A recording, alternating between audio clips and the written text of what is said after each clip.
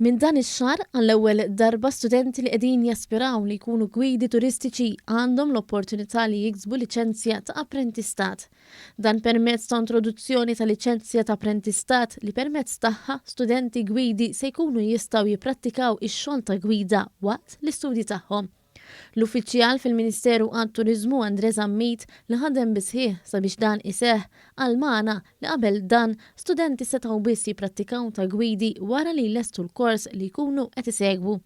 Dan hekk kif ikunu ġabu liċenzja meħtieġa mill-Awtorità Maltija għat-Turiżmu. Ma kellhomx opportunità biex imorru jagħmlu l-esperjenza hands-on u l-industrial placement kienu qed jagħmluh ġo travel agencies, tour operators, jagħmlu xogħol klerikali bażikament.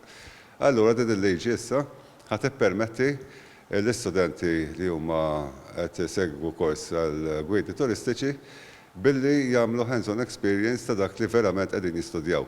L-istudenti se jkunu jistgħu jagħmlu dan l-apprentistat wara 6 xhur mill-bidu tal-kors li jsegwu fl-Istitut għall-Istudji Turistiċi jew wara li jakkwistaw minimu ta' 60 punt fil-kors.